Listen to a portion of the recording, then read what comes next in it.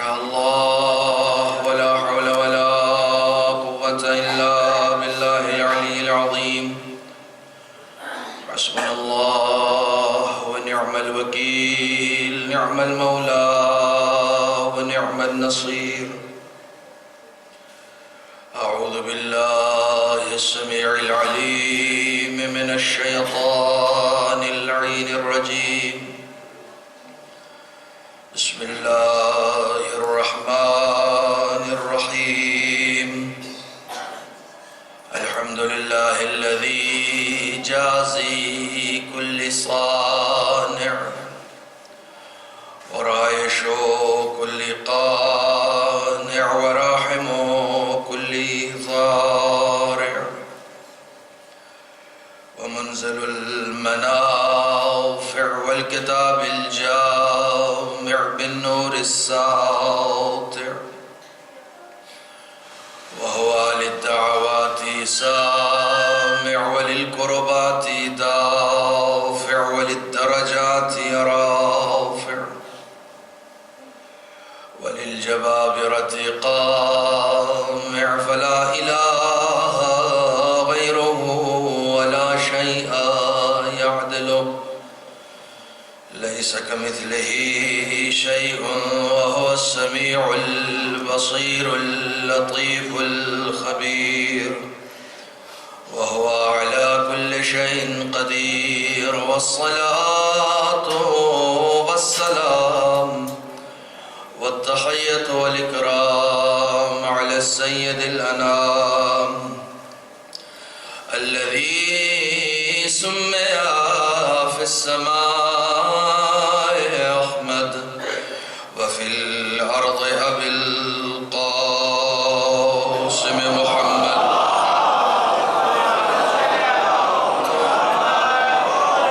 وعلى أهل بيته الطيبين الطاهرين المعصومين المظلومين الذين أذهب الله عنهم الرجس وطهرهم تطهيرا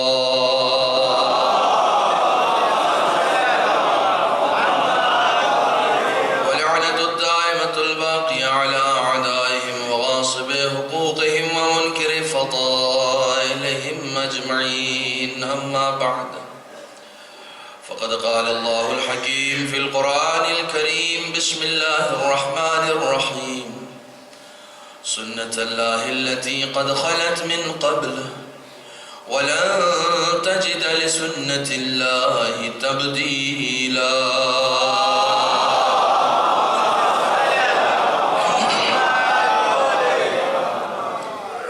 برادران عزیز شب اربعین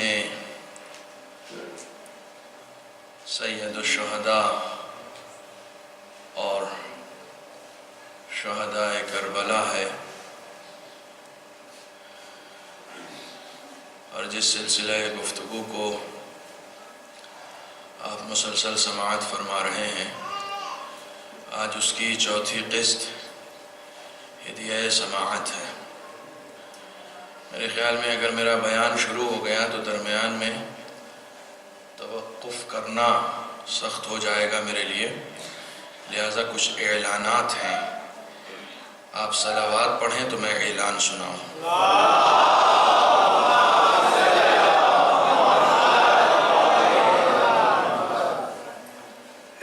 اور اگر یاد آیا تو میں پھر ایک بار آپ کی یاد دہانی کرا دوں گا۔ یہ جو سلسلہ مجلسوں کا چل رہا ہے، اس سلسلے کی آخری مجلس کل ٹھیک 10:30 بجے اسی امام باڑے میں شروع ہوگی، اور کل رات یہاں مجلس نہیں ہے، یعنی کل رات والی مجلس دن میں 10:30 بجے ہے، اور آپ کو اس مجلس میں بھی مجھے ہی برداشت کرنا ہے۔ مجلس کے بعد جلوس علم برآمد ہوگا، اور رات کی مجلس جو یہاں ہو رہی ہے مسلسل، یہ مجلس یہاں کے بجائے مسجد آل محمد کرود میں ہوگی، اور نماز مغربین کے بعد یہ مجلس منعقد ہوگی، اور اس کے بعد جلوس برآمد ہوگا، اور پھر اس کے بعد نظر مولا کا اہتمام ہے۔ 21 सफ़र यानी बरोज़ मंगल की मजलिस फिर उसी तरीक़े से जैसे रात में यहाँ मजलिसें हो रही हैं, फिर वो सिलसिला शुरू हो जाएगा और 21 सफ़र से यहाँ मुसलसल मजलिसों का सिलसिला जारी है। 21 सफ़र से इंशाअल्लाह आपके क़दीमी ज़ाकिर मौलाना हुज्जतुल इस्लाम वल मुस्लिमीन वसी हसन ख़ान साहब क़िबला ख़िताब फरमाएँगे। आप तमाम हज़रात से शिरकत की इस्तदुआ है। सलावत पढ़ें।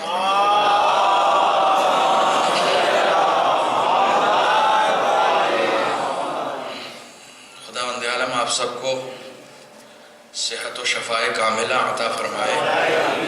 एक मरतबा सेहतमंदों की सलावत पढ़ें। मोहम्मद वाले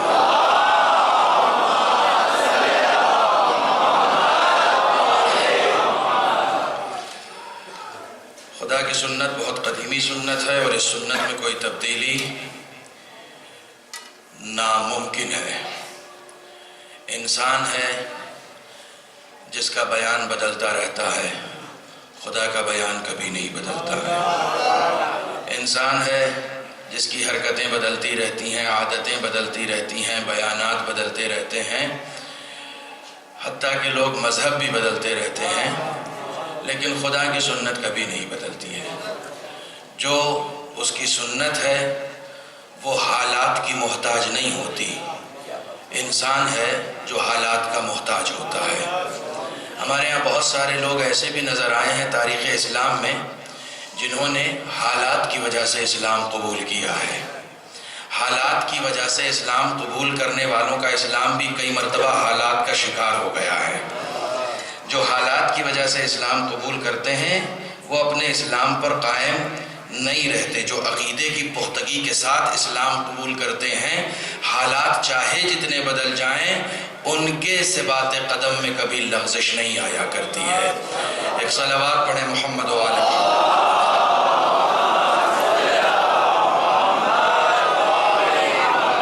अब तक की गुफ्तगू में जो आपके सामने पेश की गई कि खुदावंद आलम ने इंसानों को एक ख़ास शरफ़ और एक ख़ास फजीलत से नवाजा है और यहाँ तक कि अपनी खिलाफत का ताज उसके सर पर रखा है। और ये खिलाफत का ताज क्या है? हकीकत में इंसान को इतनी अशरफियत, इतनी बुलंदी जो मिली है, तो ये नाकदरी क्यों होती है? देखिए, कई मरतबा कोई नेमत पहले से हमारे पास रहे तो फिर नाकदरी नहीं होती है। कल की मजलिस और गुज़िश्ता मजालिस अगर अपने जहनों में आप रखें तो मैं फिर वहीं से गुफ्तगू का आगाज़ करूं कि जब इंसान पहले से इस हाथ की नेमत से वाकिफ़ हो जाता है तो फिर अगर इस हाथ से महरूम हो जाने के बाद कोई अगर इस हाथ को सही करने में थोड़ा सा भी रोल अदा कर देता है तो उसका शुक्रिया अदा करता है, क्योंकि इसकी नेमत की इज्जत वो पहले से जान रहा होता है, कर रहा होता है। लेकिन कोई चीज़ फ्री में मिल जाती है तो फिर उसकी कदर कीमत हमें नहीं मालूम होती। खुदावंद आलम ने नेमत हयात से हमें नवाजा है। खुदावंद आलम ने नेमत अक्ल से हमें नवाजा है। खुदावंद आलम ने नेमत बीनाई से हमें नवाजा है। इस बीनाई की नेमत का अंदाज़ा अगर लगाना है तो किसी अंधे से पूछो। जिनके पास आंखें होती हैं वो उसकी कदर कीमत नहीं जानते हैं, जो अंधा होता है वो जानता है कि बीनाई की कदर क्या है। सुनने की कितनी बड़ी नेमत खुदावंद आलम ने हमें अता की है, अगर इसका अंदाज़ा लगाना है तो वो किसी बहरे से पूछें आप, क्योंकि उसके पास ये नेमत नहीं है। जिसके पास नहीं होती है वो कदर जानता है और जिसके पास होती है वो कदर व कीमत से वाकिफ नहीं होता। या ये कि वाकिफ होता है लेकिन अपने वजूद से उसकी कदर नहीं करता है, उसकी अहमियत से वो वाकिफ नहीं होता है। या यूं कहा जाए कि देने वाले का शुक्रगुजार बंदा वो नहीं बन पाता है, क्योंकि उसको खुदावंद आलम ने दिया है। हालांकि जब वो पैदा हुआ था तो खुद कुरान की ताबीर यह है कि ला तालमूना शैआ, कुरान ने इंसान को फजीलत किस बुनियाद पर दी है? बहुत तवज्जो फरमाइएगा। खुदावंद आलम ने इतनी सारी मखलूकात पैदा की हैं, नबातात हैं, हैवानात हैं, शजर हैं, हजर हैं, ये सब उसकी किस्में हैं मखलूकात की, फरिश्ते हैं, जिन हैं। इन सब में और हम में क्या फ़र्क है? बहुत तवज्जो रखिएगा। इन सब में तीन मखलूकात की तारीफ खुद मौलाए कायनात हज़रत अली इब्न अबी तालिब अलैहिस्सलाम ने एक हदीस में फरमाई है कि हमारी फजीलत किस बुनियाद पर है। तवज्जो फरमाइएगा। फरिश्ते इतनी इबादत करते हैं फिर भी ये इंसान फरिश्तों से अफजल बाज़ औक़ात क्यों हो जाता है? तवज्जो फरमाइए। फरिश्ते इतनी इबादत, पूरी जिंदगी अपनी इबादतों में सर्व कर रहे हैं, लेकिन उसके बावजूद اگر کوئی انسان واقعی صحیح معنوں میں عبادت کرتا ہے تو وہ فرشتوں سے افضل ہو جاتا ہے، مسجود ملک ہو جاتا ہے، اتنا عظیم ہو جاتا ہے۔ کیوں ہوتا ہے ایسا؟ دیکھیں فرشتوں کا عبادت کرنا ایسا ہی ہے کہ جیسے میدان محشر میں، آپ لوگ بالکل آمادہ ہیں سننے کے لیے، جیسے میدان محشر میں کوئی اندھا جائے اور جانے کے بعد کہا یا اللہ جنت کا دروازہ کھولو، فرشتے کہیں کیوں بھائی؟ کہا میں نے کبھی کسی نامحرم کو دیکھا ہی نہیں۔ تو کون سا کمال کر دیا بھائی، تو دیکھ ہی نہیں سکتا تھا۔ توجہ فرمائیے آپ نے، تم دیکھ ہی نہیں سکتے تھے، دیکھنے کی قوت ہوتی اس کے بعد نہ دیکھتے تو کمال یہ تھا۔ تمہارے پاس آنکھیں ہی نہیں تھی جو تم دیکھتے، یعنی جس گناہ کو کرنے کی صلاحیت ہم میں نہیں ہے، اگر وہ گناہ ہم نہ کر کے خود پر فخر کریں تو ہم نے کوئی تیر نہیں مارا ہے۔ ہمیں اس چیز پر افتخار کرنا ہوگا کہ جس گناہ کو ہم کر سکتے ہیں۔ مثلا کئی مرتبہ لوگ دعائیں کرتے ہیں اور یہ کہتے ہیں کہ صاحب یہ تو کوئی گناہ نہیں ہوا، یہ تو چھوٹا سا گناہ ہے، اتنا سا جھوٹ تو چلتا ہے۔ توجہ فرمانے، کئی مرتبہ ہم چھوٹے چھوٹے گناہوں کو جان بوجھ کے چھوٹا کہتے ہیں، جبکہ حقیقت میں وہی گناہ جسے ہم چھوٹا سمجھ رہے ہوتے ہیں وہی گناہ بہت بڑا گناہ ہوتا ہے، کیونکہ چھوٹا یا بڑا گناہ ہماری فکر سے ہوتا ہے۔ گناہان کبیرہ کی ایک پوری فہرست آیت اللہ دستغیب شیرازی نے اپنی کتاب گناہان کبیرہ میں لکھی ہے کہ یہ گناہ کبیرہ ہے، لیکن ایک مرتبہ ہم ایک گناہ کرتے ہیں اسے چھوٹا سمجھ کے کرتے ہیں، نہیں اتنا تو چلتا ہے، اب اتنا تو ہم کر ہی سکتے ہیں نا۔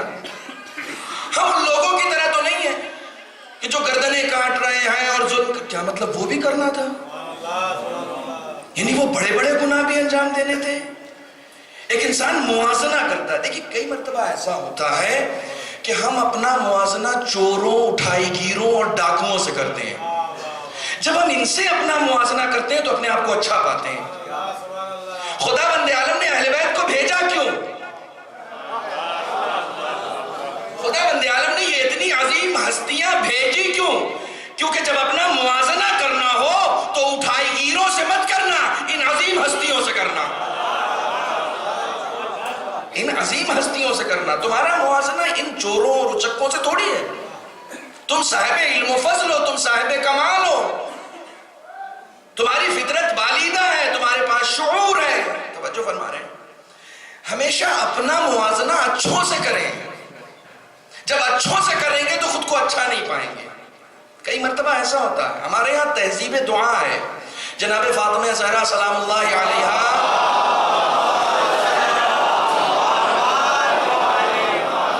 دعا فرما رہی ہیں اپنے گھر کے اندر، مصلی پر بیٹھی ہوئی ہیں، دعا فرما رہی ہیں، پہلے پڑوسی کے لیے، دوسرے پڑوسی کے لیے، تیسرے پڑوسی کے لیے، چوتھے پڑوسی کے لیے، 20 گھروں تک نام لے لے کے دعا۔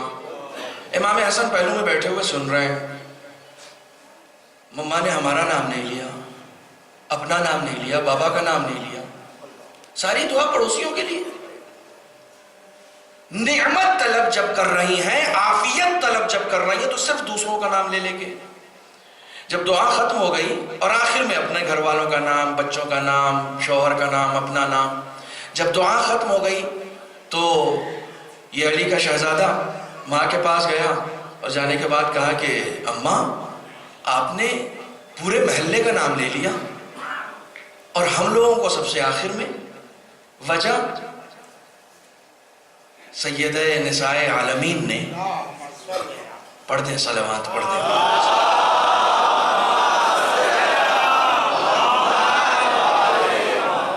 کائنات کی شہزادی نے ایک جملہ ارشاد فرمایا، یہ جملہ حدیثوں میں نقل ہے کہ جب طلب نعمت کرو، کسی کے لیے کچھ مانگنا ہو، دیکھیں تہذیب دعا ہمیں سکھائی جا رہی ہے۔ خدا بند عالم کی بارگاہ میں مانگنے کا سلیقہ ہمیں سکھایا جا رہا ہے۔ کہا جب کسی کے لیے کچھ مانگو تو پہلے دوسروں کے لیے مانگو۔ دیکھیں خلافت انسانی سمجھانے کی کوشش کر رہا ہوں۔ جب کچھ مانگنا ہو تو پہلے دوسروں کے لیے مانگو، پھر اس کے بعد اپنے لیے مانگو۔ تو جو عطا کرنے والا ہے نا، وہ یہ دیکھتا ہے کہ دوسروں کی فکر کرنا خدا کا کام ہے، دوسروں کی فکر کرنا خدا کا کام ہے۔ روئے زمین پر بیٹھا ہوا کوئی شخص اگر دوسروں کی فکر کر رہا ہے تو خدا کہتا ہے جو میرا کام ہے وہ میرا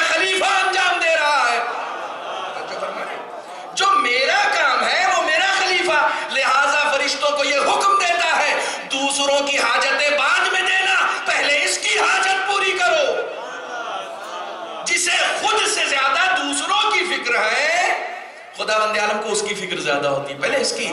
بیٹا یا بنیا الجار ثم الدار، کتنا چھوٹا سا جملہ ہے، ہمیشہ یاد رہے گا آپ کو. الجار، جار کا مطلب پڑوسی، الجار ثم الدار، بیٹا پہلے پڑوسی پھر گھر. کائنات کی شہزادی نے دعا مانگنے کا سلیقہ بتایا. جب کچھ طلب کرنا ہو تو پہلے دوسروں کی فکر کرو. خیر مانگ رہے ہو تو پہلے دوسرے پیش نظر رہیں، پڑوسی پیش نظر رہیں، پھر اپنی فکر کرو. کتنا بڑا میسج ہے. اگر اس طریقے سے کوئی اس کی خلافت کا حق ادا کرے تو نہ صرف یہ کہ کسی کا حق مارا نہیں جائے گا بلکہ ہر ایک کا حق حقدار کو پہنچ جائے گا. ہر ایک کا حق حقدار کو پہنچ جائے گا، کسی کا حق مارا بھی نہیں جائے گا اور دوسرے کا حق اس تک. جب انسان دوسروں کی فکر اپنے سے زیادہ کرے، ٹھیک ہے. ہمارے یہاں مثالیں اور محاورے بنائے جاتے ہیں، شیخ اپنی اپنی دیکھ، اپنی اپنی نہیں دیکھ. اپنی اپنی دیکھتے وہ ہیں جو خود غرض ہوتے ہیں. جو خدا کا خلیفہ ہوتا ہے، جیسے خدا کو سب کی فکر ہے ویسے ہی اس کے خلیفہ کو بھی سب کی فکر ہونی چاہیے. آج ایک ملک کا مذہبی رہنما اگر چیخ چیخ کر اتحاد کی دعوت دے رہا ہے تو اپنی سیفٹی کے لیے تھوڑی دے رہا ہے، اسے جیسے اپنے ملک کے مسلمانوں کی فکر ہے ویسے ہی تمام ممالک کے مسلمانوں کی فکر ہے. تو جو خدا کا خلیفہ ہوتا ہے وہ اپنے سے زیادہ دوسروں کی فکر کیا کرتا ہے. ایک صلوات پڑھیں محمد و آل محمد.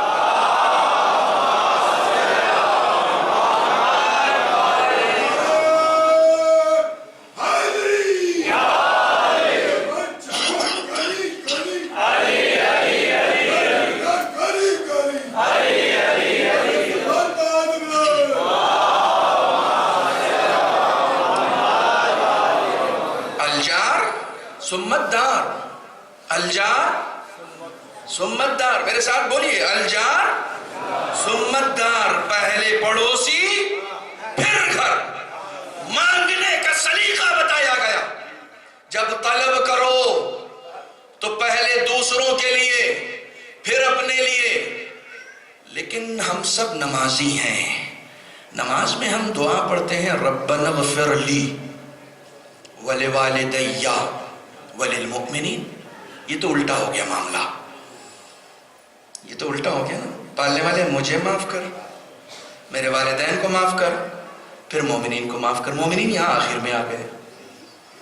اب جو ان نزاکتوں سے واقف نہیں ہوتے وہ یہ سمجھتے ہیں اہل بیت کا عمل اور ہے معاذ اللہ اور قرآن کا عمل اور ہے. قرآن تو کہہ رہا ہے کہ بھائی پہلے اپنے لیے مانگو، ربنا اغفر لی، معبود مجھے معاف کر، ولوالدی میرے والدین کو معاف کر، وللمؤمنین سب سے آخر میں مومنین کو.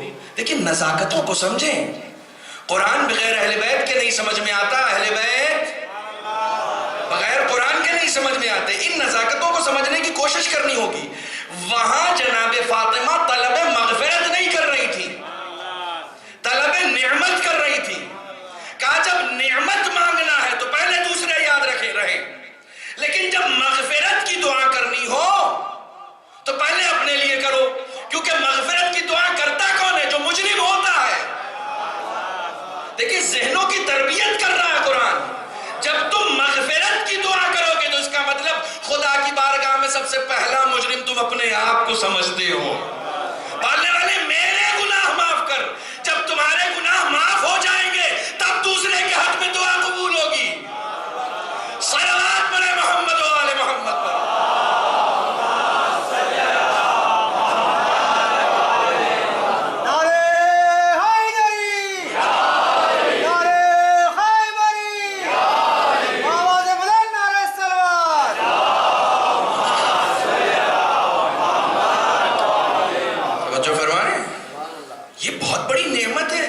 انسان یہ نہ سمجھے کہ ہم دوسروں کے لیے مانگ کا یہ مرتبہ ہوتا ہی ہے ایصال ثواب کی مجلس کر رہے ہیں تو بس میرے ابا کے علاوہ کسی کا فاتحہ نہیں ہونا چاہیے، پیسے ہم نے خرچ کیے، ثواب ان کو ملے گا.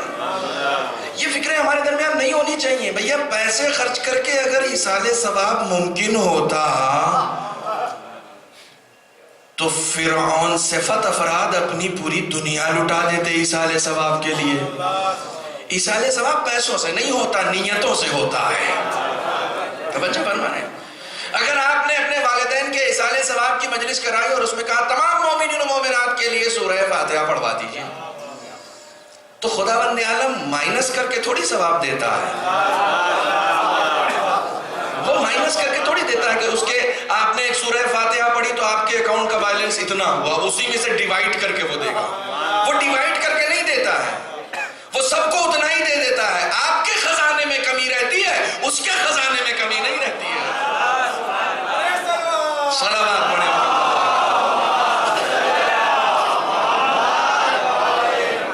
آپ کی ایک سورہ فاتحہ ایک ہی سورہ فاتحہ ہوتی ہے، لیکن اگر آپ 100 مومنین کا نام لے لیتے ہیں تو اس کے یہاں جا کے وہ 100 ہو جاتی ہے. وہ ڈیوائیڈ کر کے نہیں دیتا ہے، وہ پلس کر کے دیتا ہے. وہ پلس آپ کی نیتوں کو دیکھ کر کرتا ہے. ہر انسان کی قیمت اس کی نیت کی اتنی ہے، اس کے ہمت کی اتنی ہے. جتنی اس کی ہمت ہو، جتنی اس کی نیت ہو، اتنی ہے. لہذا اپنی قدر و قیمت جانے. قدر و قیمت کے حوالے سے بہت ساری حدیثیں مولا کائنات حضرت علی ابن ابی طالب علیہ السلام نے ارشاد فرمایا. ہم مثلا انسان ہیں، خداوند عالم نے ہمیں ایک نعمت دی ہے انسان ہونے کی، اشرف ہونے کی. ہمیں اس کی قدر و قیمت نہیں معلوم. مجھے نہیں معلوم وہ واقعہ میں نے کبھی آپ کے سامنے پڑھا یا نہیں پڑھا کہ جہاں کسی شہر میں ایک فقیر بھیک مانگنے گیا. اب وہ شہر کا سسٹم یہ تھا کہ صبح کی نماز کے وقت ہی دروازہ کھلتا تھا شہر کا. پہلے زمانے میں یہ سسٹم تھا کہ ہر شہر میں دروازے ہوتے تھے، انٹری اسی دروازے سے ہو سکتی تھی. جیسے آج کل بارڈرز ہوتے ہیں، ٹھیک ہے، وہاں شہر میں دروازے ہوتے تھے، پرانے زمانے کی بات ہے. فقیر پہنچا، دیکھا اس نے دروازہ بند ہے. اب وہ انتظار کرنے لگا دروازہ کھولے تو جائیں. اس شہر میں کبھی آئے نہیں ہیں، یہاں سے اچھا مال ملنے کی امید ہے. اب وہ جو صبح صبح دروازہ کھولا تو دیکھا 4-5 سپاہی سر پہ کھڑے ہوئے. صورت دیکھی میری، مجھے اٹھا کے لے کے چلے. میں نے کہا بھیا میرا جرم کیا، میں پہلی بار آیا ہوں تمہارے شہر میں، میری خطا کیا ہے؟ کہا چپ چاپ چل رہے. چپ چاپ اسے اٹھا کے لے کے گئے. وہ راستے پر چیختا رہا، چلاتا رہا. آگے تشریف لے آئے آپ لوگ، تھوڑا تھوڑا مجمع پیچھے تک آ گیا ہے، تھوڑا تھوڑا آگے.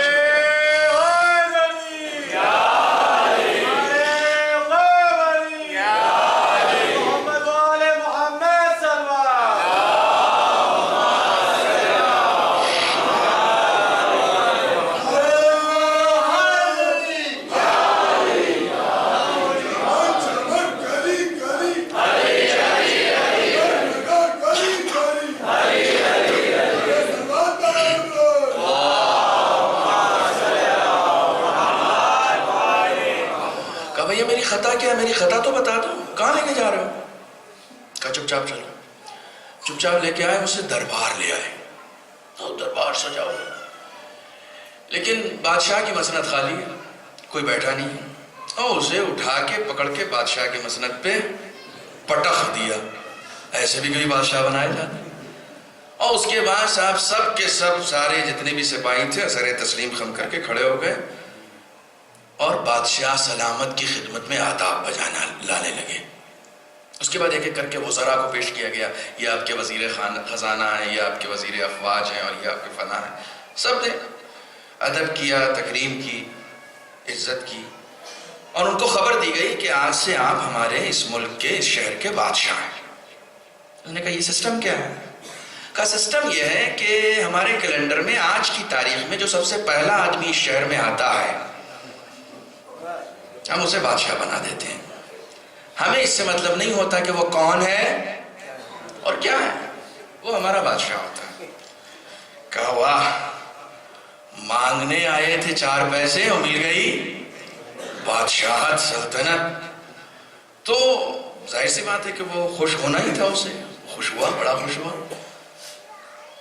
سلطنت مل گئی، بادشاہت مل گئی. کہا لیکن یار یہ دے اتنی آسانی سے دیتے ہیں تو لیتے کیسے ہیں؟ توجہ فرمائی آپ نے، جب اتنی آسانی سے بادشاہت مل رہی ہے تو چھن بھی جاتی ہوگی بڑی آسانی سے. تو اس کو یہ راز اس محل میں بتانے والا کوئی نہیں تھا، یہ راز کوئی نہیں بتائے گا کہ صاحب کتنی آسانی سے مل جاتے. لیکن بادشاہ تو ہے، حکم سب پہ صادر کر سکتا. علی الاطلاق بادشاہ تھا. وہ شہر میں نکلا غریبوں کے پرسان حال کے لیے، اور ادھر ادھر 2-4 بزرگوں کو دیکھا، پکڑا انہیں، دوستی کی ان سے، ان کو اپنے دربار میں بلایا بڑی نرمی کے ساتھ اور محبت کے ساتھ. اور اس کے بعد اسے پوچھا یہ بتائیے یہ بادشاہ تو بڑی آسانی سے بنا دیا، لیکن کریں گے کیا؟ چونکہ ہر سال بدلتے ہیں یہ. جی 5 سال میں لوگ کتنے اکڑ جاتے ہیں ہمارے ہندوستان میں. 5 سال میں اتنی اکڑ جاتی ہیں، تو ایک ہی سال تھا. کہا 1 سال میں بدل بھی دیتے ہیں، تو یہ کرتے کیا ہیں؟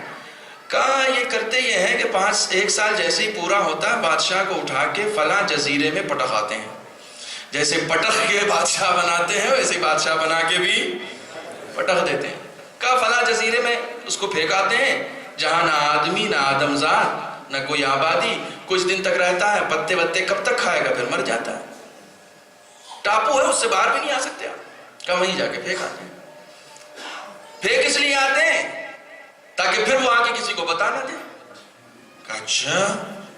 دیکھیے عقل مند وہی ہوتا ہے جو انجام کی فکر کرے. دانا وہی ہوتا ہے جو عاقبت کی فکر کرے. اگر کچھ مل گیا ہے تو اس پہ تنتنائے نہیں، بعد میں کیا ہونا ہے، نتیجہ کیا ہونا ہے، اس کی فکر کرے. دانا وہی ہوتا ہے. تو اس نے کہا اچھا اگر یہ بات ہے تو پھر 1 سال میں کیوں نہ اس جزیرے کی کھیتی کر لی جائے. اب تمام وزرائے خزانہ اور مالیات اور افواج سب کو حکم دیا کہ فلاں جزیرے کو آباد کرو، وہاں میں شہر بنانا چاہتا ہوں. اب صاحب پوری دولت اپنی لٹا دی، جتنی سلطنت تھی سب اس بات میں خرچ کر دی کہ اس کو سجایا جائے، شہر بسایا جائے، لوگ بھیجے جائیں، قبیلے بھیجے جائیں، آباد کیا جائے، مارکیٹ، شاپنگ مال، سڑکیں سب بنائی جائیں، میرا محل تیار کیا جائے. حکم عدولی کوئی نہیں کر سکتا کیونکہ 1 سال کے لیے بنا دیا ہے. اب جب بنا دیا ہے تو کوئی حکم عدولی کے لیے تیار نہیں. سب حکم ہے تو حکم ہے، سسٹم ہے تو سسٹم ہے. اب سب جا رہے ہیں، وہاں آبادیاں بس رہی ہیں، اور اس کے بعد اسے آباد کیا جا رہا ہے، اور سڑکیں بن رہی ہیں، اور شاپنگ مال بن رہے ہیں، اور تیار. 1 سال اسی میں ختم کر دیا. توجہ نہیں فرمائی آپ نے؟ اپنا پورا 1 سال اسی بات میں خرچ کر دیا کہ کس طریقے سے وہ جزیرہ آباد ہو جائے، اور جب میں جاؤں تو حیران نہ ہوں بلکہ میرا استقبال کیا جائے. وہاں جا کے میں شزدر نہ رہ جاؤں بلکہ وہاں جا کے میرا استقبال کیا جائے. اب جو اسے اٹھا رہے تھے 1 سال کے بعد، تو اس سے پہلے کے جتنے بادشاہ تھے سب رو رہے تھے، یہ ہنستا ہوا جا رہا تھا. جو فرمانے یہ مسکراتا ہوا جا رہا تھا. سپاہی نے پوچھا کہ بھئی اس سے پہلے جتنوں کو ہم نے اٹھایا ہے سب نے گریہ کیا ہے، سب روئے ہیں، آپ ہنس کیوں رہے ہیں؟ کیونکہ سب کے، اس نے جواب دیا کہ سب کے عاقبت میں فنا تھی، میری عاقبت میں بقا پوشیدہ ہے. صلوات پڑھیں محمد. ہم سب کے سب جانے والے ہیں. فری میں خلافت الہیہ مل گئی ہے، ہم سب کو جانا ہے. ہم مرد ہیں تو مرد ہونے پہ اکڑ رہے ہیں، ہم شوہر ہیں تو شوہر ہونے پہ اکڑ رہے ہیں، ہم باپ ہیں تو باپ ہونے پہ اکڑ رہے ہیں. خداوند عالم نے خلافت مرد یا عورت کو نہیں دی ہے. خداوند عالم نے عزت صرف مردوں کو نہیں دی ہے. توجہ فرمائیے گا، یہ وہ نکات ہیں جو میرے لیے یہاں عرض کرنا بہت ضروری ہے. خداوند عالم نے عزت صرف مردوں کو نہیں دی ہے بلکہ اس نے کہا کہ ہم نے مرد اور عورت سے تمہیں پیدا کیا ہے. وَإِنَّ أَكْرَمَكُمْ عِنْدَ اللَّهِ أَتْقَاكُمْ.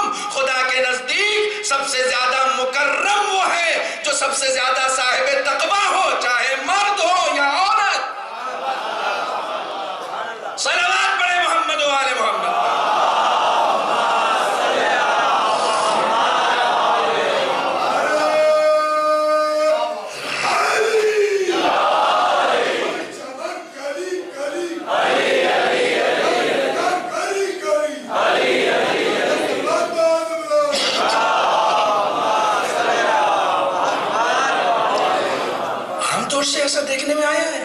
انسان چھوٹی چھوٹی باتوں پر خود بخود افتخار کرنے لگ رہا ہے، چھوٹی چھوٹی باتوں پر.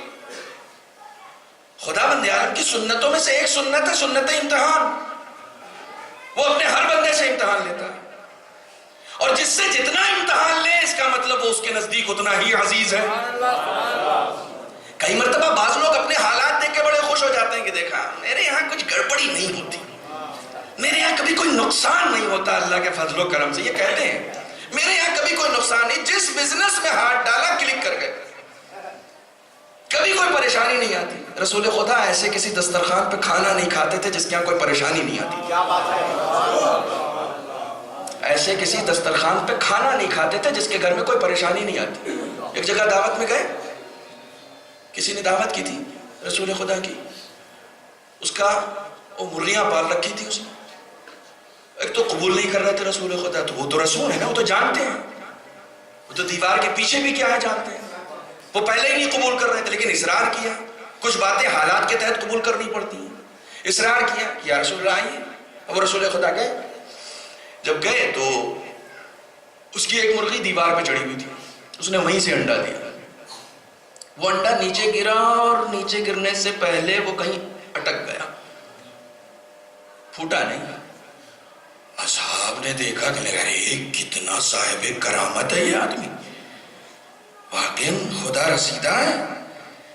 ایک انڈا اتنی اونچائی سے گرا، اس کا بھی نقصان نہیں ہوا اس کا. رسول خدا نے لقمہ پلیٹ میں چھوڑ دیا. کہنے لگے خدا تجھے اس لائق بھی نہیں سمجھتا کہ ایک انڈے سے امتحان لے. خدا تجھے اس لائق بھی نہیں سمجھتا کہ ایک انڈے کے ذریعے سے امتحان لے لے. کہہ رہے یا رسول اللہ میرا کبھی کوئی نقصان ہی نہیں ہوا. کہا یہ فن کی بات نہیں ہے، یہ خود پہ فضیلت کرنے کی بات نہیں ہے کہ تمہارا کبھی کوئی نقصان نہیں ہوا، تم کبھی کسی مصیبت میں نہیں پڑے. جو ایمان کی جتنی بلندی پر ہوگا اتنی مصیبتوں میں پڑے گا، کیونکہ خدا بند عالم امتحان لے گا اس سے. حسین سے زیادہ مکرم کون ہوگا؟ آپ کربلا سنتے ہیں.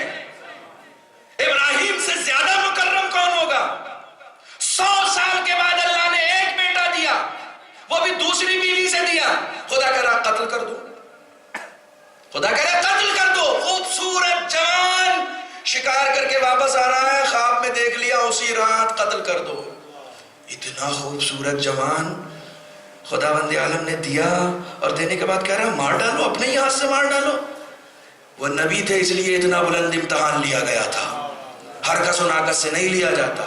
لیکن جب خدا نے کہہ دیا کہ دو، تو وہ ابراہیم تھے، انہیں معلوم تھا دیا بھی اسی نے ہے، لے لے گا. کیا فرق پڑتا ہے جب یہ احساس رہے کہ اسی نے تو دیا ہے، اس کے علاوہ کس نے دیا؟ اسی نے دیا.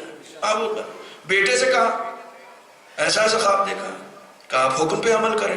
13 سال کا بچہ جان رہا ہے کہ نبی خواب میں بھی دیکھے تو خدا کا حکم ہوتا ہے. 13 سال کا بچہ یہ جانتا ہے کہ نبی خواب بھی دیکھے تو وہ حکم ہوتا ہے. چجائی کے جاگنے میں کوئی حکم دے، صلوات پڑھے محمد و آل محمد پر.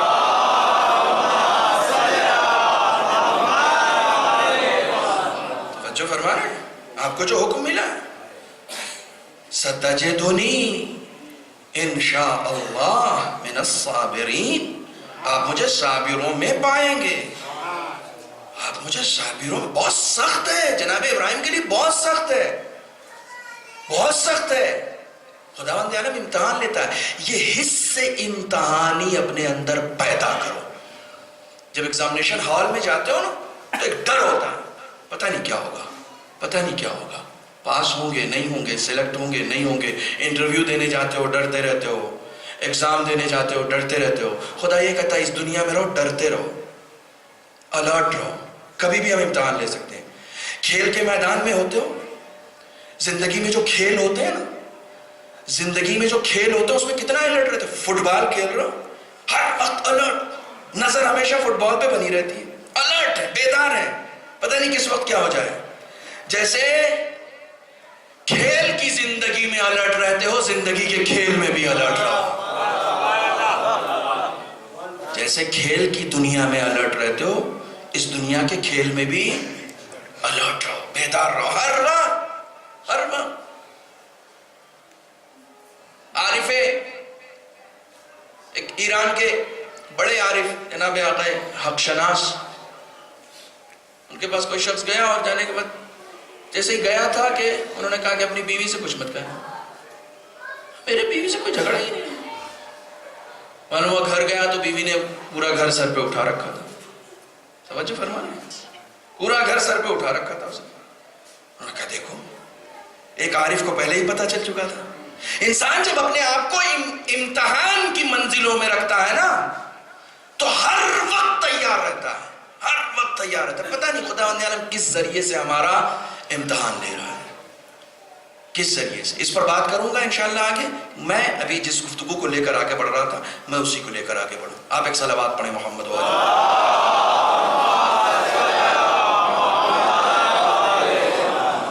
صلوات آپ کی دھیمی ہو گئی.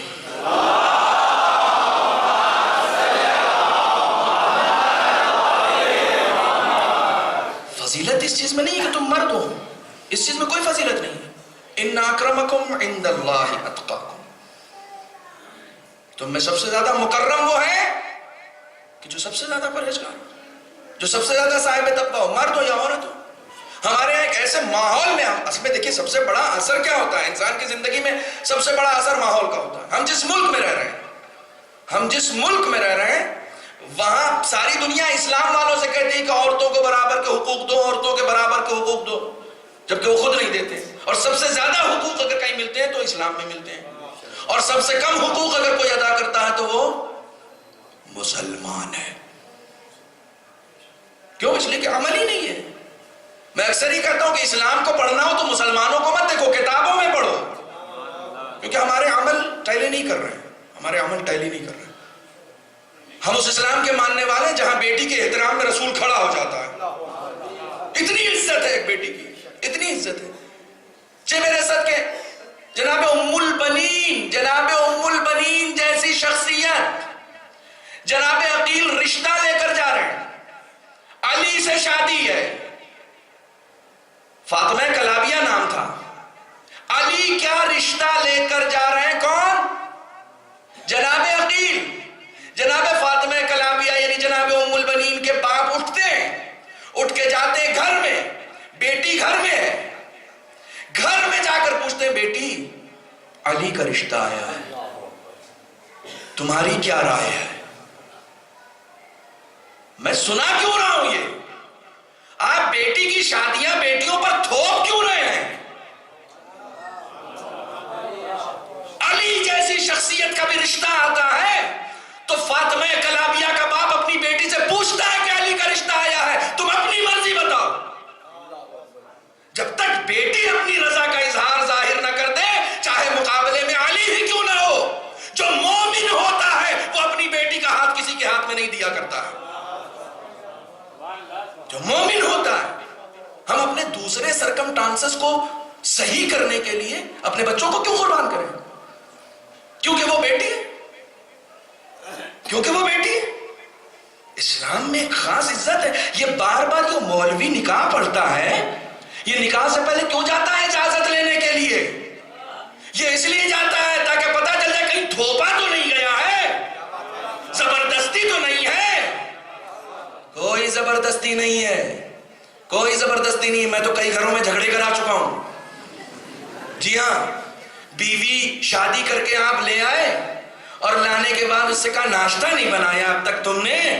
ذرا سا بھی اسلام سے واقف ہوتی تو کہتی ناشتہ کھلانے کی ذمہ داری تمہاری ہے، میری نہیں ہے.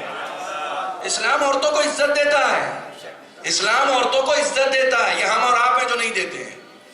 اسلام عورتوں کو عزت دیتا ہے. آپ نانو نفتے کی ذمہ داری آپ کی ہے.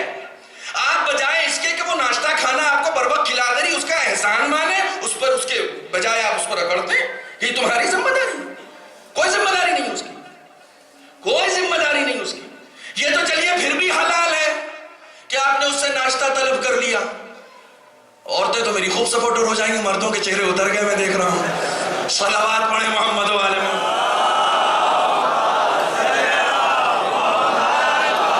مولانا تو 2 دن بعد پڑھ کے چلے جائیں گے.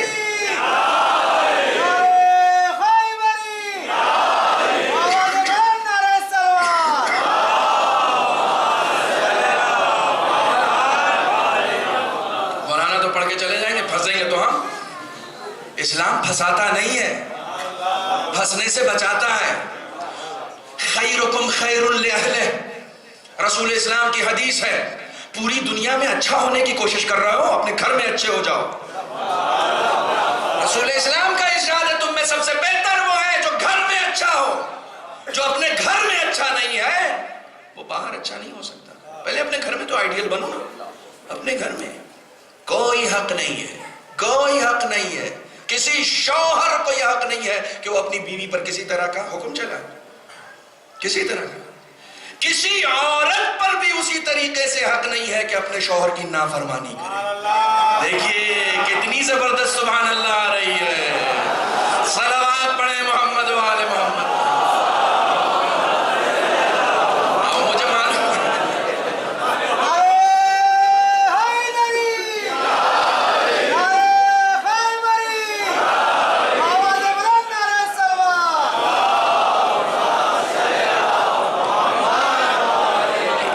اتنا تو مجھے کہنا، مجھے رہنا مردوں میں ہے بھائی. صلوات پڑھیں محمد والے.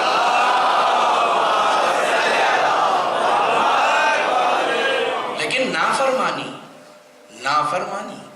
ٹھیک ہے. اب نافرمانی کس چیز کی ہو سکتی ہے؟ جن چیزوں کو خدا نے حرام کیا ہے وہی. اپنی طرف سے کوئی چیز اپنی بیوی پہ حرام مت کر دینا، اپنی طرف سے کچھ مت تھوپ دینا جو خدا نے حرام کیا. ہمارے پاس اکثر ہر صنف کے لوگ آتے ہیں سوال کرنے کے لیے. میں انہیں سمجھاتا ہوں آپ اپنی جگہ اپنے دین میں اسٹرانگ رہو. آپ اگر مکمل دیندار ہو جاؤ گے تو دین ہے جس نے آپ کو آپ کے شوہر پہ حلال کیا ہے. جو حلال کرنا جانتا ہے وہ حق دلوانا بھی جانتا ہے. جو حلال کر سکتا ہے ایک عورت کو ایک مرد کے اوپر وہ حق دلوانا بھی جانتا ہے. آپ دین پر پابند رہو. آپ یہ چاہو گے کہ آپ خود دین پر پابند نہ رہیں اور شوہر جو ہے وہ صرف دین پر پابند رہے تو یہ بھی نہیں ہو سکتا. دین کی پابندی ہر مرد اور عورت. ہن لباس لکم وانتم لباس لہن. مرد اور عورت کے لیے قرآن کی آیت ہے. میں اکثر کوشش کرتا ہوں خطابت نہ کروں، قرآن سناؤں. عورت مرد کے لیے لباس ہے، مرد عورت کے لیے لباس ہے. کبھی ان آیتوں پر غور کیا کریں. کیا کہہ رہی آیت؟ لباس کا کام کیا ہے؟ لباس کا کام کیا ہے؟ ایک اس لباس کے مفہوم کو اگر سمجھ جاؤ تو عورت اور مرد کے رشتے میں کبھی کھٹاس نہیں آئے گی. صرف ایک لباس کا مفہوم. لباس ہمیشہ موسم کی مناسبت سے ہونا چاہیے.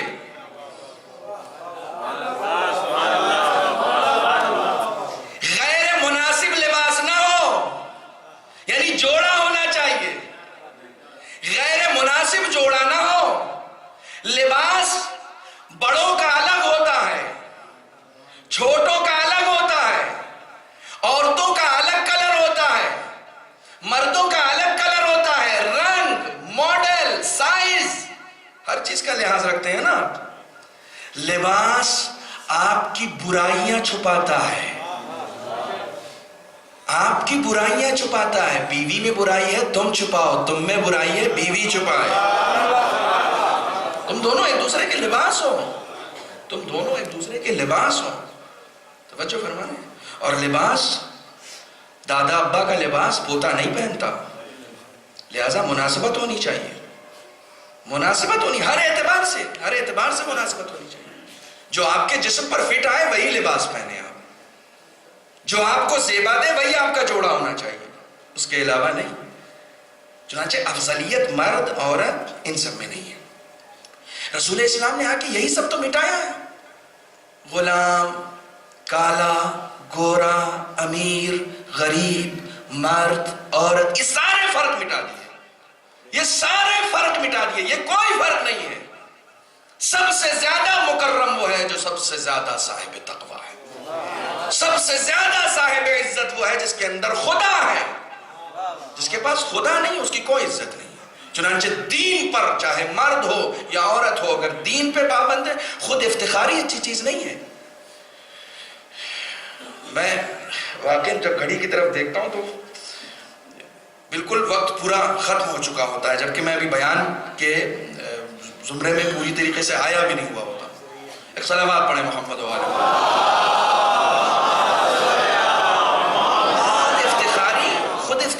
اچھی چیز نہیں ہوتی ہے. خود پہ فخر کر رہے ہیں, خود پہ ناز. کس چیز پہ ناز کر رہے ہو؟ سب سے بڑی بیماری انسان کی یہ ہے کہ وہ خود پہ ناز کرے.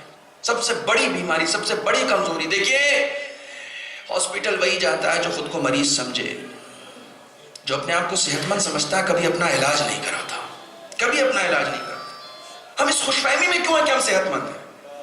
جب تک انسان مرض سے آشنا نہیں ہوگا, اس وقت تک علاج کے در پر. ایک انسان جب اپنے آپ کو پہلے سے اچھا سمجھنے لگے گا تو اچھا بننے کی فکر کیسے کرے گا؟ ہم پہلے سے سوچ رہے ہیں ہم تو بہت اچھے ہیں, ہم تو بہت اچھے ہیں. یہ فکر انسان کو خراب کر دیتی ہے. آیت اللہ بہاؤالدینی کے پاس ایک صاحب ایران میں پارلیمنٹ کے الیکشن تھے, تو وہ ایم پی کا الیکشن لڑنا چاہ رہے تھے. بہت توجہ رکھیے گا, ایم پی کا الیکشن لڑنا چاہ رہے تھے. تو وہ آیت اللہ بہاؤالدینی کے پاس گئے, ان کے آرام کا وقت تھا, بڑی ضد کی. اب یہ ہمارا ہندوستان ہے, یہاں پر بھی تو لوگ سادھوؤں سے آشیرواد لینے جاتے ہیں نا الیکشن سے پہلے. تو وہاں آشیرواد لینے نہیں گئے, وہ مشورہ کرنے گئے کہ میں الیکشن میں کھڑا ہونا چاہ رہا ہوں, تو آپ کی کیا رائے ہے؟ خیر بمشکل ان کو ملاقات کا وقت دیا, چونکہ ان کے آرام کا وقت تھا, لیکن کہا تھا بس 2 منٹ آپ کا لیں گے پھر چلے جائیں گے. انہوں نے کہا بلا لو. آئے وہ, تو انہوں نے کہا کہ میں الیکشن میں کھڑا ہونا چاہ رہا ہوں تہران کی فلاں سیٹ سے, تو آپ کی کیا رائے ہے, کیا مشورہ ہے؟ میں نے سوچا اپنے وقت کے عالم سے بھی مشورہ لے لوں. بہت توجہ, بہت توجہ دوستو. تو آیت اللہ بہاؤالدینی نے کہا کہ اگر آپ کو یہ لگتا ہے کہ آپ دوسروں سے بہتر کام کر سکتے ہیں تو آپ بولیں, تو آپ الیکشن نہیں لڑ سکتے. اگر آپ کو یہ لگتا ہے کہ آپ دوسروں سے بہتر کام کر سکتے ہیں تو آپ الیکشن نہ لڑیں. جواب معمولاً یہ ہوتا ہے کہ اگر آپ کو یہ لگتا ہے کہ آپ دوسروں سے بہتر کام کر سکتے ہیں تو آپ الیکشن لڑیں. انہوں نے کہا کہ اگر آپ کو یہ لگتا ہے کہ آپ دوسروں سے بہتر کام کر سکتے ہیں تو آپ الیکشن نہ لڑیں. سارے شاگرد حیران ہو گئے جتنے پاس میں بیٹھے ہوئے تھے کہ جملہ صحیح ہے, لیکن انہوں نے کون سا جملہ بول دیا؟ ہمارے علماء کی باتیں لوگوں کی سمجھ میں نہیں آتی ہیں, یا امہ کی باتیں کیا سمجھ میں آئیں گی؟ اگر آپ کو یہ لگتا ہے کہ آپ دوسروں سے بہتر کام کر سکتے ہیں تو آپ الیکشن نہ لڑیں. کہا یہ سمجھ میں نہیں آئی بات. کہا بہت آسان ہے, بہت سمپل ہے. جو انسان الیکشن لڑنے والا ہے, جو انسان منتخب ہونے والا ہے, وہ ان سارے انسانوں سے پہلے ہی اپنے آپ کو برتر سمجھ رہا ہے. جو پہلے ہی سے اپنے کو بہتر سمجھ رہا ہو وہ دوسروں کے لیے بہتر کیا کرے گا؟ صرف یہ کوشش کر سکتا ہے نا کہ ہم بہتر کریں. پہلے ہی سے تم کو یہ لگتا ہے کہ نہیں ہم دوسروں سے بہتر ہیں, تو جب یہ بیماری پہلے ہی سے برتری کی اپنے اندر پائی جا رہی ہے تو تم بہتر کام نہیں کر سکتے ہو, کیونکہ تم مریض ہو. کیونکہ تم مریض ہو, تم پہلے ہی سے اپنے آپ کو بہتر سمجھ رہے ہو. خود کو برتر دیکھنا ایک بیماری ہے, ایک بیماری ہے. کوئی بھی انسان اگر خود کو برتر دیکھتا ہے, بلند دیکھتا ہے کہ میں ان سے بہتر ہوں, میں ان سے بہتر ہوں, یہ بیماری ہے ہمارے, یہ بیماری ہے. ہمارے یہاں بھی کوئی مرجع تقلید خود آ کے نہیں کہتا کہ میں مرجع تقلید ہوں. ہمارے اس دور کے مراجع علماء بیٹھ کے کہتے ہیں یہ اس وقت مرجع تقلید ہے کیونکہ یہ سب سے بہتر ہے. جو سب سے بہتر ہوتا ہے وہ خود نہیں بتاتا, خود بخود جلوہ گر ہو جایا کرتا ہے. صلوات پڑھے محمد و آل محمد.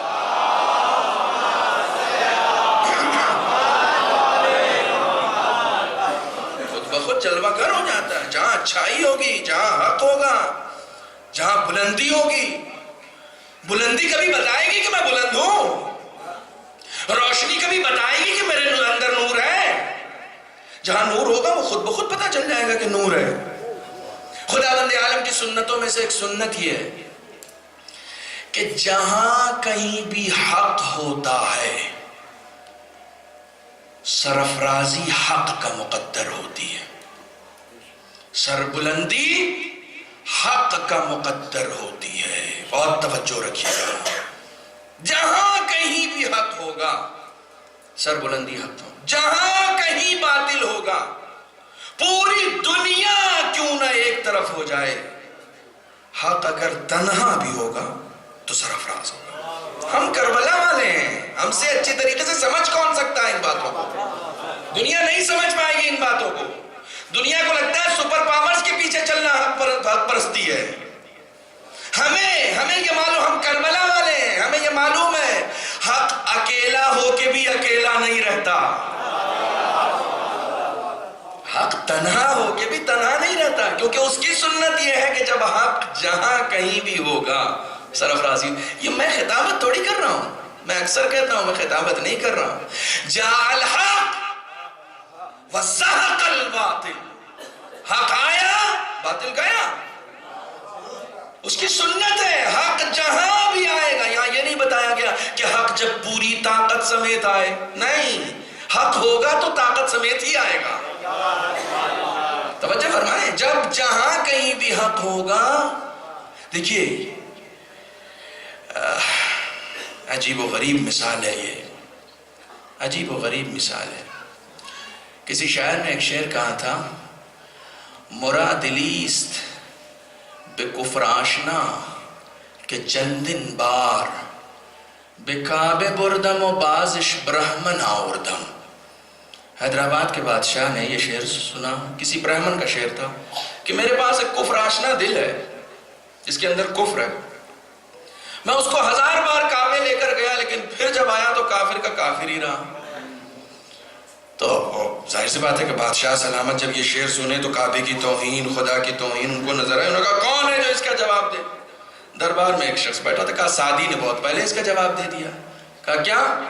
کہا خر عیسیٰ گرش بے مکہ برن چن بھی آید ہنوز خر باشد، عیسیٰ کے گدھے کو اگر مکہ بھی لے کے چلے جاؤ واپس آ کے گدھا ہی رہے گا، انسان نہیں ہو سکتا ہے۔ صلوات پڑھے محمد و آل محمد۔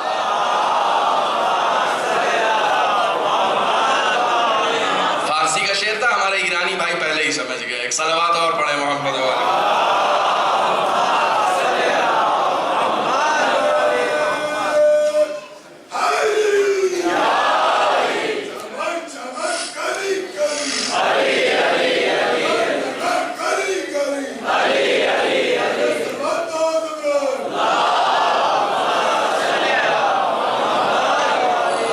عیسیٰ کرش بے مکہ برن چن بھی آیا تنوس خرباشد، وہ گدھا ہی رہے گا۔ بہت سمپل سی بات ہے۔ لوگ کہتے ہیں کہ بھائی ساری دنیا یہ کہہ رہی ہے، آپ الگ کیوں کہہ رہے ہیں؟ ہمارے یہاں الیکشن کیوں نہیں ہے؟ بہت توجہ، ایک بہت بڑا مسئلہ حل کرنے جا رہا ہوں۔ ہمارے یہاں الیکشن کیوں نہیں ہے؟ اسلام میں الیکشن نہیں ہے، سلیکشن ہے۔ اسلام میں سلیکشن ہے، الیکشن نہیں ہے، الیکشن نہیں ہے، سلیکشن ہے۔ کون چنے گا؟ وہ جو عقل کل ہے، وہ جو عقل کل ہے۔ ہم اپنی عقلوں پہ بھروسہ کر کے نہیں آگے بڑھ سکتے ہیں، جس نے پیدا کیا ہے راہ زندگی وہی بتائے گا۔ تم ایک ملک میں رہ رہے ہو، ایک ملک میں تم رہ رہے ہو، یہاں سڑکیں ہیں، بھوپال میں سڑکیں بنی ہوئی ہیں، اچھی سڑکیں ہیں، ہر سڑکوں پر لائٹ لگی ہوئی ہے، پولیس کھڑی ہوئی ہے، سب یہ ہے نا، سسٹم ہے نا بنا ہوا۔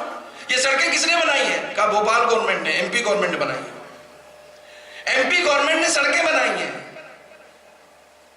رولز کون بنائے گا ان سڑکوں پہ چلنے کا؟ کہا یہی گورنمنٹ بنائے گی۔ جس گورنمنٹ نے سڑکیں بنائی ہیں، جس گورنمنٹ نے آپ کی گاڑی کو اتھرائز کیا ہے، جس گورنمنٹ نے آپ کو ڈی ایل دیا ہے، وہی گورنمنٹ آپ کو اس سڑکوں پہ چلنے کا طریقہ بتائے گی۔ یہاں سے آگے بڑھ گئے تو جرمانہ دینا پڑے گا، یہاں نہیں رکے تو جرمانہ دینا پڑے گا۔ توجہ فرما رہے ہیں؟ جو گورنمنٹ ہے، جو سڑک بنا رہی ہے، قانون بھی وہی بناتی ہے، ٹھیک ہے؟ آپ نہیں بنائیں گے کیونکہ آپ کو تو چلنا ہے، آپ کو چلنا ہے، گورنمنٹ نے یہ فیسلٹی دی ہے، اس لیے قانون بھی گورنمنٹ بنائے گی اور آپ کو فالو کرنا ہے۔ آپ یہ نہیں کہہ سکتے چلنا ہمیں ہے، گورنمنٹ کیوں بنائے؟ کہا بھائی گورنمنٹ نے سڑکیں بنائی ہیں، گورنمنٹ یہ فیسلٹی دے رہی ہے، وہ پورا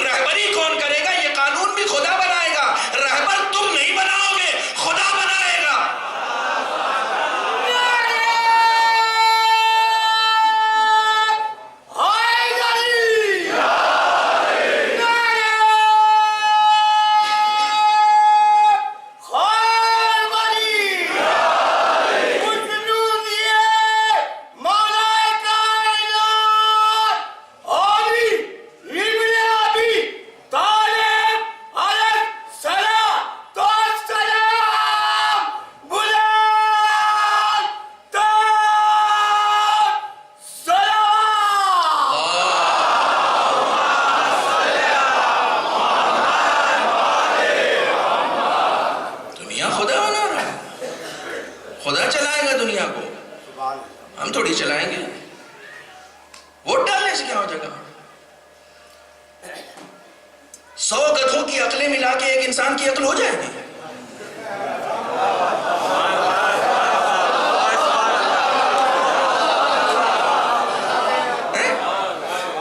100 گدھے ووٹ دے دیں کسی کو، ایک انسان کی عقل کے برابر ہے؟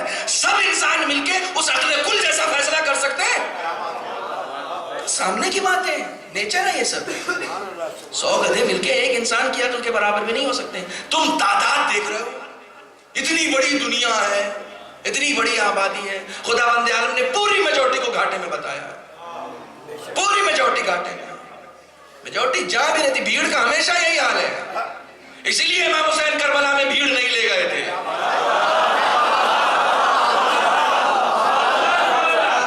بھیڑوں نے کام خراب کیے ہیں۔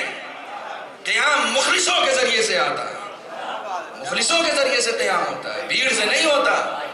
بھیڑ نہیں چاہیے، بھیڑ اکٹھا کرنا باطل پرستوں کا کام ہے۔ حق پرست بھیڑ پہ ناز نہیں کرتے، حق پرست سنت الہیہ سے واقف ہوتا ہے۔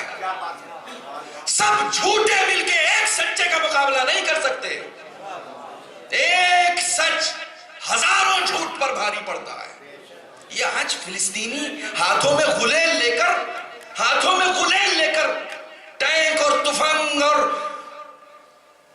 جنگی جہازوں کا مقابلہ کر رہے ہیں، کیونکہ وہ سچے ہیں، وہ جھوٹے ہیں، وہ جھوٹے ہیں۔ پوری دنیا مل گئی ہے، پوری دنیا مل گئی ہے مسلمانوں کا سر کچلنے کے لیے، پوری دنیا سب جمع ہو گئے ہیں۔ لیکن ایک بھی کہیں حق پرست بولتا ہے نا، ایک بھی حق پرست کہیں بولتا ہے تو باطل پرستوں کی چولیں ہل جاتی ہیں۔ ان کا اپنا ذاتی وجود تھوڑی ہے، باطل کا اپنا ذاتی وجود تھوڑی ہے۔ دیکھیے گفتگو کہاں سے کہاں گئی۔ 10 منٹ لے لوں آپ کا؟ صلوات پڑھیں محمد۔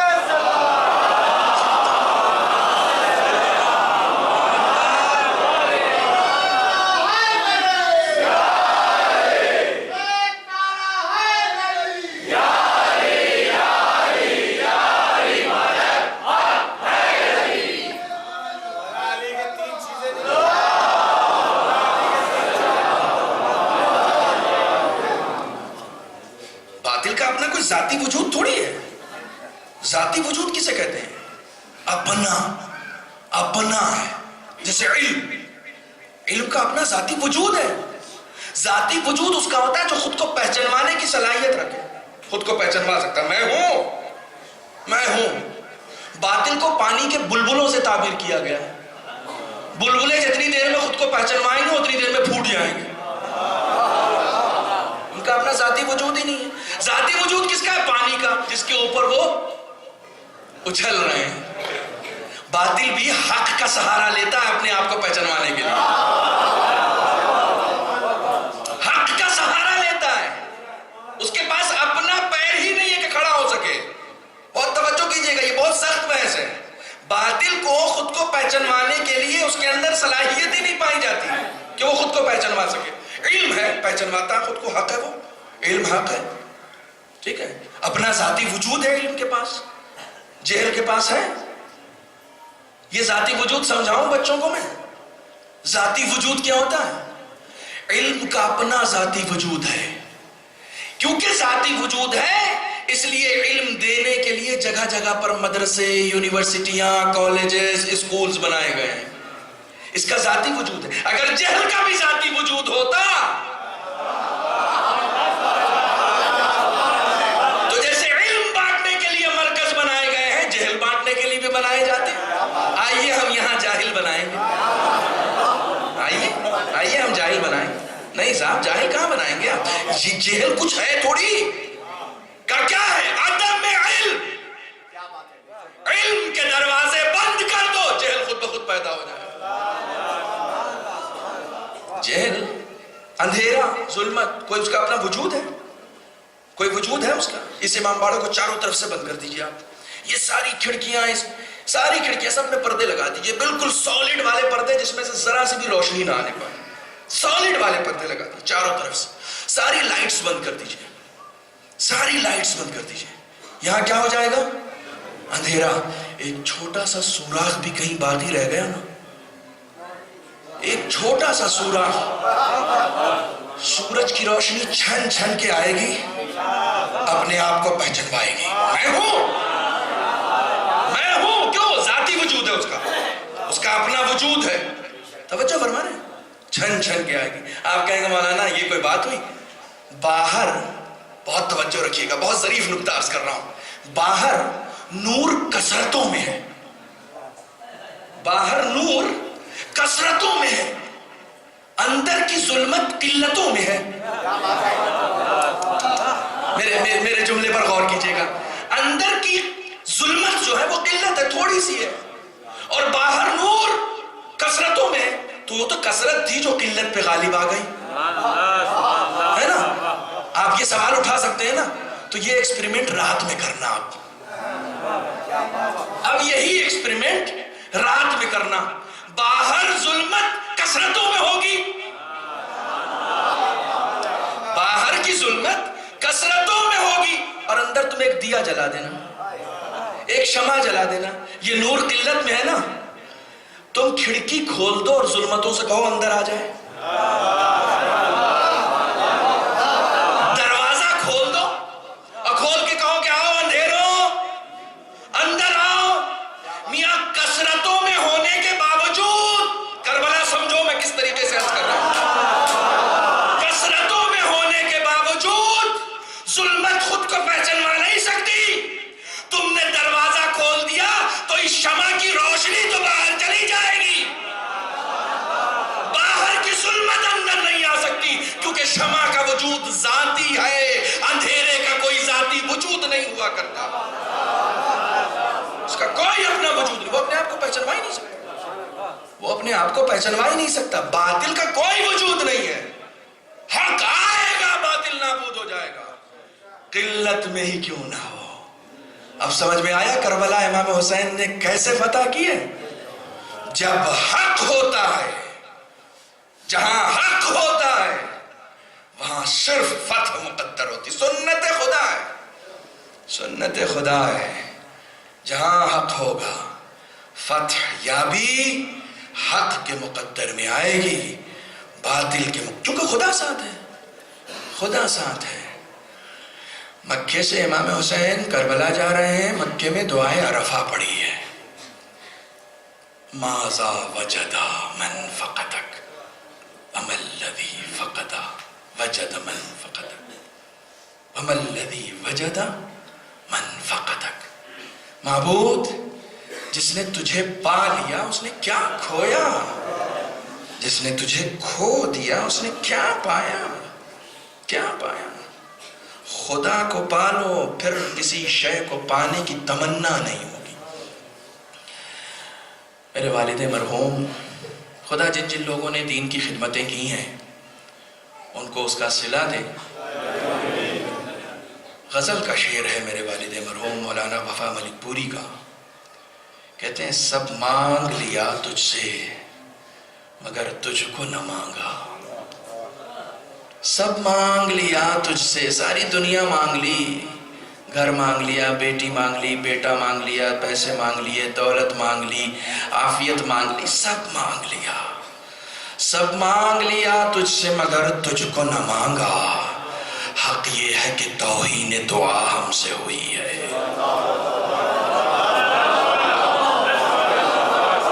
حق یہ ہے کہ توہین دعا ہم سے ہوئی ہے۔ آپ نے شعر سن لیا نا، اس غزل کا مطلب بھی سن لیں۔ یہ جو ساری دنیا آپ سے جلتی ہے نا، کیوں جلتی ہے؟ کیوں تیرگی وقت خفا ہم سے ہوئی ہے، مربوط ہے، ابھی تو میں تیرگی اور روشنی کا ذکر ہی کر رہا ہوں نا۔ کیوں تیرگی وقت خفا ہم سے ہوئی ہے، ایک شمع جلانے کی خطا ہم سے ہوئی ہے۔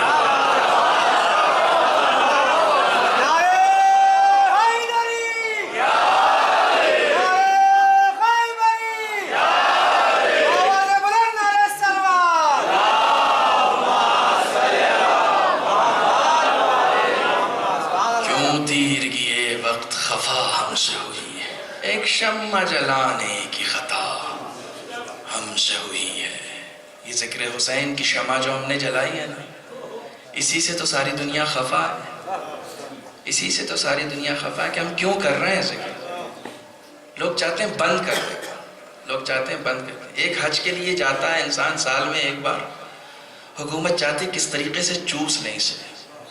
ایک بار 40 زیارت کے لیے جاتا ہے, عوام چاہتی کتنا کھلا دیں اسے, کتنا لٹا دیں اس پر. حکومت کماتی نہیں ہے کربلا سے, حکومت کماتی نہیں ہے. سعودی عرب میں ٹیکسی والوں کی چاندی ہو جاتی ہے, کاروبار کرنے والوں کی. کہتے ہیں کہ صاحب پورے سال کا ہم صرف اس ایک مہینے میں کماتے ہیں, پورے سال کا اسی میں, پورے سال کی انکم درآمد دکانوں والوں کی میں نے خود بات کی ہے. کہتے پورا ایک سال کا اسی میں کما لیتے ہیں, پھر سال بھر کھاتے ہیں. کتنا لوٹتے ہو حاجیوں کو, پورے سال کی آمدنی. آؤ نا کبھی حسین کے دربار, آؤ نا. تم 30 لاکھ سے زیادہ لوگوں کو سنبھال نہیں پاتے ہو, ہم کروڑوں کو سنبھالتے ہیں, ہم کروڑوں کو سنبھالتے ہیں. زمین کربلا چھوٹی نہیں پڑتی, ہم جوتوں پہ پالش کرتے ہیں, ہم پیروں پہ مالش کرتے ہیں, ہم ظاہر حسین کی عزت کرتے ہیں, ہم ظاہر حسین کی. یہی 40 کا موقع ہے. کربلا میں ہر آدمی چاہتا خود کو لٹا دیں ایک ظاہر حسین کو, خود کو لٹا دیں. کل انشاءاللہ دن کی مجلس میں میں کربلا کے ایک ظاہر کا تذکرہ کروں گا.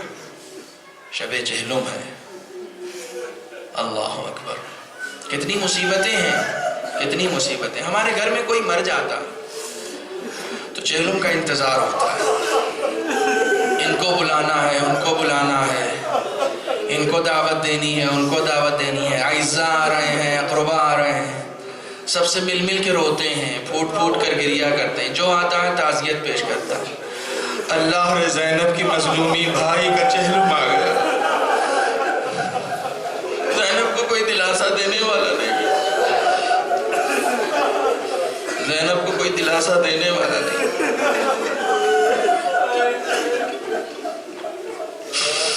زینب کو کوئی آس بندھانے والا نہیں. زینب تو زینب, حسین کی ایک 4 سال کی بچی ہے. سن لیجیے آج اسی بچی کے مسئلے. حسین کی ایک 4 سال کی بچی ہے. ہر بچی کو سب سے زیادہ پیار اپنے باپ سے ہوتا ہے, ہر بچی کو. اس بچی کو بھی, اس بچی کو 2 لوگ بہت چاہیے تھے, ایک اس کا چچا اور ایک اس کا باپ. آپ کو معلوم ہے جس وقت جناب عباس امام حسین سے اجازت طلب کرنے کے لیے آئے تھے کہ آقا اجازت دیجئے, اس وقت امام نے کہا تھا کہ جاؤ نا اس خیمے کو دیکھ آؤ. وہ جو خیمہ وہاں پر ہے, ایک خیمے کی طرف اشارہ کیا. جناب عباس اس خیمے کی جانب گئے. کیا دیکھتے ہیں, 7 محرم سے جو مشکیزیں سوکھ گئے تھے وہ اس خیمے میں رکھ دیے گئے تھے. جیسے ہی خیمے کا پردہ ہٹایا, کیا دیکھا کہ جہاں مشکیزیں رکھے ہوئے تھے نا, ان مشکیزوں کو ہٹا کے ذرا سا زمین میں تھوڑی سی نمی باقی تھی, ان مشکیزوں کو ہٹا کر بچے شکم کے بل لیٹ گئے تھے.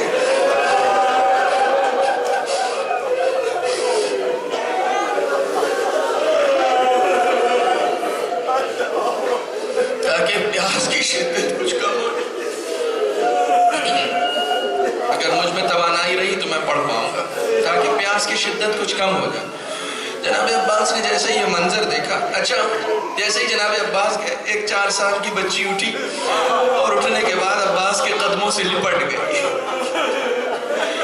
پیاس کی شکایت کی, جناب عباس نے مشکیزہ منگایا. سنتے چلیے 2 جملے. جناب عباس نے مشکیزہ منگایا, کہا بیٹا مشکیزہ لے آؤ. اب جو مشکیزہ لا کے دیا ہے نا, تو معلوم اس چھوٹی بچی نے کیا کیا, اس چھوٹی بچی نے, وہ انبار تھا جہاں پر گئے تھے, جس خیمے میں وہ انبار تھا, وہاں سارے وہ سامان جو استعمال میں نہیں تھے وہ رکھے گئے تھے. اس بچی نے اسی انبار سے کچھ اور کوزے اٹھائے اور اٹھا کر بچوں میں تقسیم کرنا شروع کر دیا. کہا دیکھو میرا چچا اب مشکیزہ لے کر جا.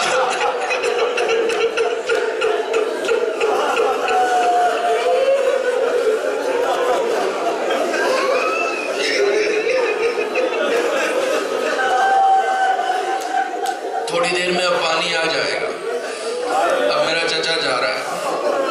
بہت چہیتی ہے, بہت چہیتی, اپنے چچا کی بھی چہیتی.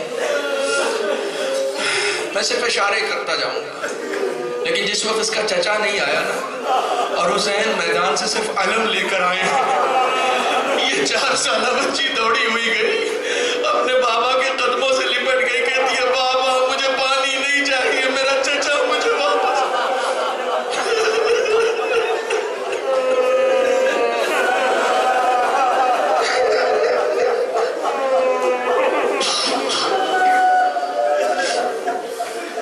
مجھے پانی نہیں چاہیے، میرا چچا مجھے لا دو۔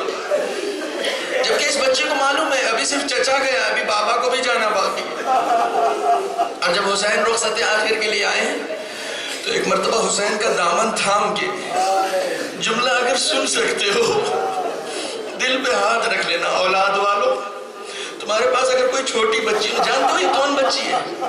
امام حسین نے 2 لوگوں کے لیے کہا ہے کہ خدا مجھے کوئی ایسا وقت نہ دکھائے کہ جس وقت میرے پاس رباب اور سکینہ نہ ہو، ایسا کوئی وقت خدا مجھے نہ دکھائے۔ سکون ہے حسین کا۔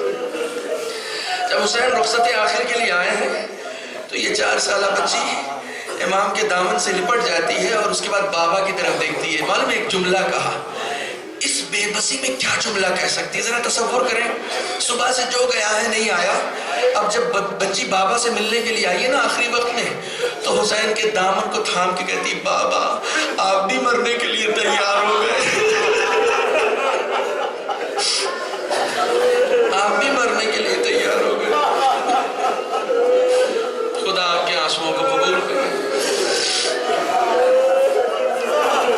جناب زینب جب مدینے سے آئی ہے نا تو بچوں کو گن کے لائی ہیں، اتنے بچے ہیں کہ گن کے لائی ہیں جناب زینب، ایک وقت شمار کر کے سلاتی تھی، گن کے سلاتی تھی۔ شام غریبہ کے بعد پورا گھر اجڑ جانے کے بعد جب جلتی ہوئی راکھ پر زینب نے بچوں کو سلایا ہے نا تو اس وقت بھی گنتی کی ہے، ایک بچی کم نظر آئی، ایک بچی جب کم نظر آئی تو جناب زینب نے دیکھا یہ کون سی بچی ہے، دیکھا حسین کی چہیتی ہے، حسین کی چہیتی ہے۔ جناب زینب مقتل کی طرف گئی، آواز دیتی جا رہی ہیں اس بچی کو، دیکھا کہ ایک لاشے بیسر سے لپٹی ہوئی ہے، یہ حسین کی چہیتی ایک لاشے، میں بہت گزر کے آگے بڑھ رہا ہوں، ایک لاشے بیسر سے لپٹی ہوئی ہے۔ جناب زینب قریب گئی، کہا بیٹا اس جسم پہ سر نہیں تھا، تو نے پہچانا کیسے؟ کہا بھوپی اماں میں اپنے بابا کو آواز دیتی ہوئی آ رہی تھی، اس لاشے بیسر سے آواز آئی لیا لیا یا بنیا، بیٹا میں ادھر ہوں ادھر ہوں۔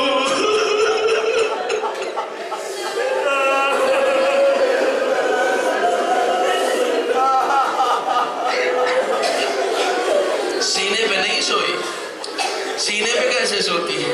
حسین کے پورے جسم میں تیر لگے ہوئے تھے، معلوم ہے کہاں سوئی؟ کہاں سوئی؟ حسین کے تلوے پہ سر رکھا، حسین کے تلوے پہ سر رکھ کے سوئی ہے۔ زینب نے پوچھا بیٹا تم نے تلوے پہ سر کیوں رکھا ہے؟ کہا کہ پھوپھی اماں سینے پہ اتنے تیر ہیں کہ سر رکھنے کی جگہ ہی نہیں۔ ایک مرتبہ زینب نے اٹھایا، کہا بیٹا جنگل میں نہیں سوتے،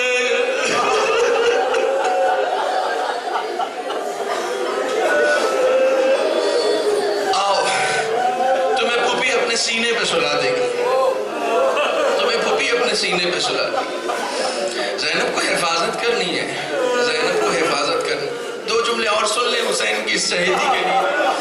آپ نے بہت گریہ کیا، خداوند عالم آپ کے آنسوؤں کو شرف قبولیت سے نوازے۔ شام کا زندان ہے، روز یہ بچی اپنے بابا کو یاد کرتی ہے۔ شام میں اعلان ہو گیا تھا نا کہ کچھ قیدی ہیں، جس کو تماشا کرنا ہے آ جائے، تو روز بچے آتے تھے، شام کی عورتیں آتی تھیں۔ آپ کو معلوم ہے بچے بچوں سے مانوس ہو جاتے ہیں، جب بچے آتے تھے قید خانہ کھلا ہوا تھا، بچے آتے تھے شام کے تو اس 4 سالہ بچی کے پاس جاتے تھے اور جا کر پوچھتے تھے یہ بتاؤ تمہاری یہ حالت کس نے کی؟ کیا تمہارا کوئی چچا نہیں تھا؟ تمہارا کوئی بابا نہیں ہے؟ تمہارا کوئی بھائی نہیں ہے؟ حسین کی 4 سالہ بچی روز کربلا کے قصے قصے سناتی تھی، میرا چچا بھی تھا، میرا بھائی بھی تھا، میرا بابا بھی تھا، سب مجھ سے چھین لیا گیا، سب مجھ سے چھین لیا گیا۔ ایک رات اس بچی نے خواب میں دیکھا، میں نے مجلس ختم کر دی، اس بچی نے خواب میں دیکھا اپنے بابا کو، خواب رات کے سناٹے میں گریا شروع ہو گیا، کیونکہ بچی جب خواب سے بیدار ہوئی نا تو گریا کرنے لگی۔ بچی کے شور گریا کو سن کر پورا قید خانہ جاگ گیا، قید خانے کی ہر فرد صرف اس بچی کی آہ سن کر گریا کر رہا تھا۔ ایک بچی ہے 4 سال کی بچی، بابا بابا کہہ کے رو رہی، بابا بابا کہہ کے گریا۔ آواز یزید کے دربار تک پہنچ گئی رونے کی۔ یزید رات کے سناٹے میں اٹھا، کہتا ہے کہ یہ بتاؤ قید خانے سے رونے کی آواز کیوں آ رہی ہے؟ کہا ارے سرکار، ہوا یوں ہے کہ وہ 4 سال کی جو حسین کی بیٹی ہے نا، اس نے خواب میں اپنے بابا کو دے دیا ہے۔ انصاف سے بتاؤ دوستو، اگر تمہارے یہاں کسی کی موت ہو جاتی ہے، کسی کے باپ کی موت ہو جاتی ہے نا، اگر کوئی بچی آنے والی ہوتی ہے، یہ میرے گھر کا واقعہ ہے، میرے والد کا انتقال ہو گیا، جب میری بہن کو آنا تھا تو ہم نے اپنے گھر پہ والد کی لگی ہوئی تصویر کو ہٹا دیا تھا، کیوں جب آئے گی اور فوراً نظر پڑے گی تو اس سے رہا نہیں جائے گا، تصویر نہیں دیکھ پائے گی، ہم تصویریں بھی چھپا دیا کرتے ہیں۔ لیکن یزید نے کہا اسے بابا چاہیے، سر کو تشت میں رکھوایا، تشت کو غلاف سے ڈھکوایا، کہا جاؤ یہ اس بچی کو دے آؤ۔ اللہ رے ستم جیسے ہی خان سے ڈھکا ہوا سر آیا ہے، بھوکی بچی یہ سمجھی کہ شاید کھانا آیا ہے، بچی نے انکار کیا، کہا مجھے کھانا نہیں چاہیے۔ ارے آنے والے نے غلاف ہٹایا، بچی نے اپنے بابا کے سر کو دیکھا، ارے جیسے ہی سر پہ نظر پڑی، ایک مرتبہ بچی نے مرثیہ شروع کیا، من الذی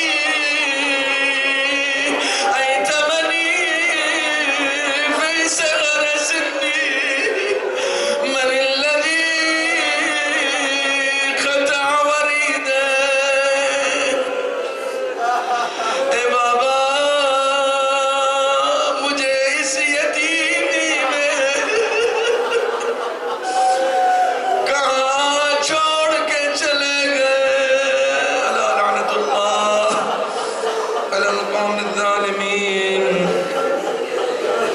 اللہم کن لولیک